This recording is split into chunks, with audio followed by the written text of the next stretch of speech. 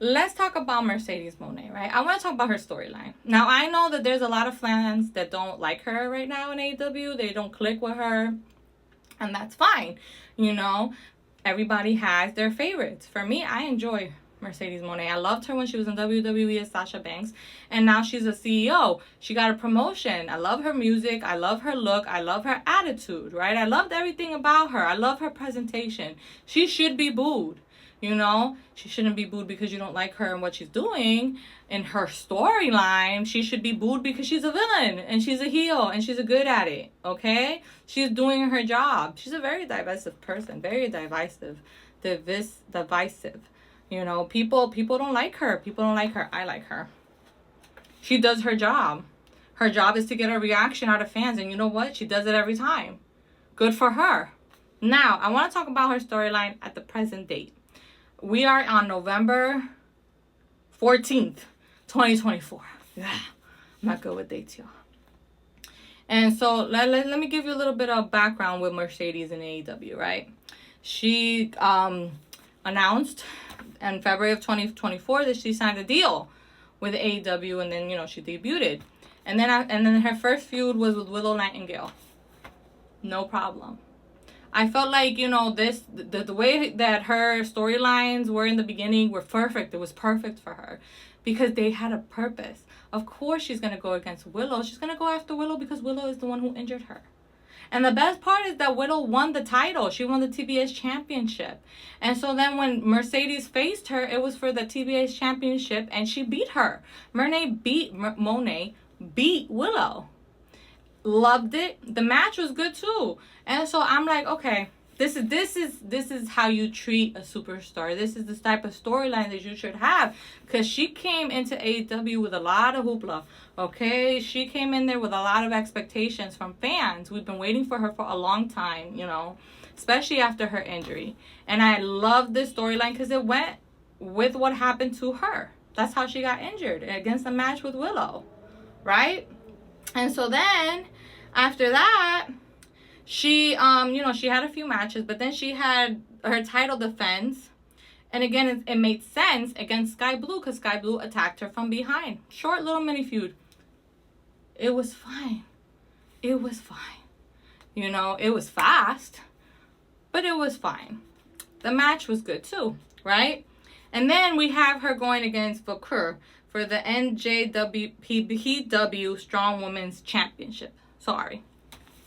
Again, this is what she was doing before she got injured. She got injured and she lost this specific title to Willow because of her injury.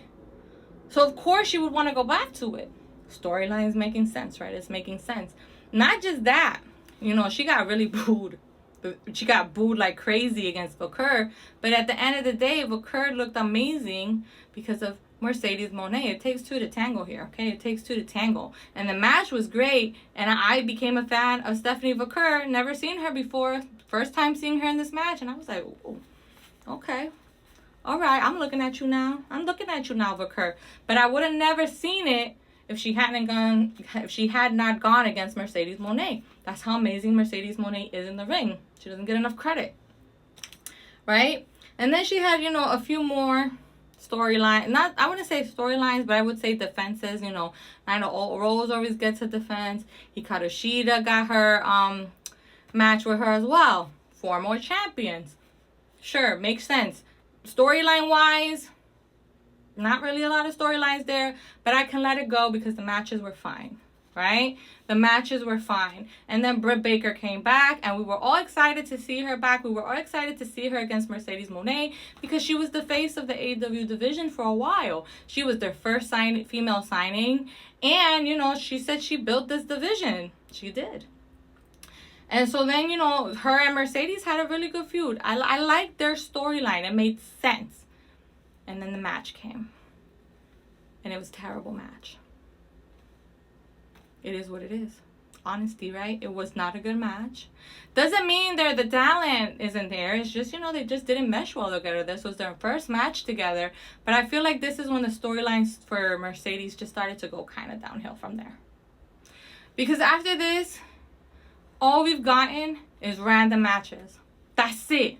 That's it.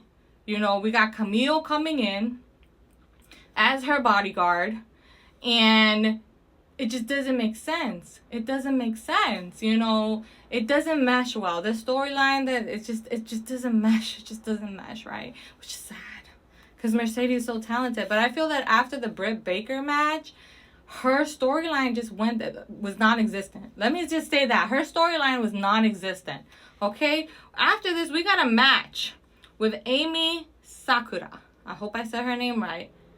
Out of the blue for a title match. Why?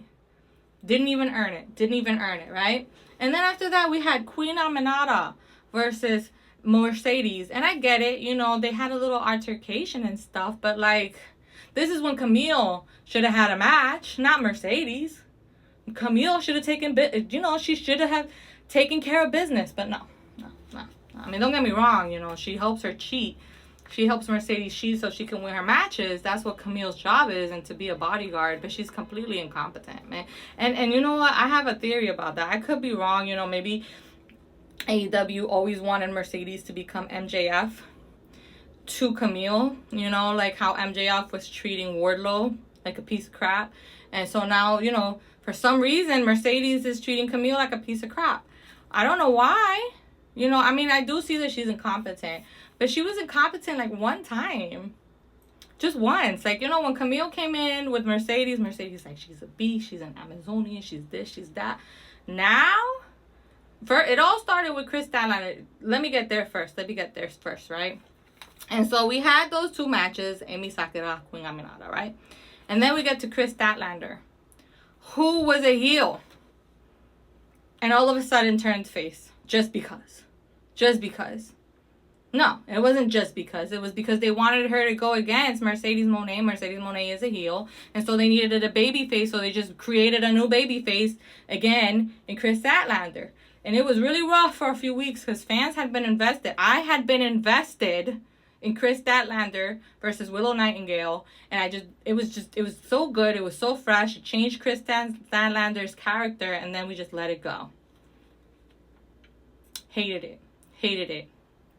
Whatever. But at least we're giving her a storyline. Silver linings, guys. Silver linings.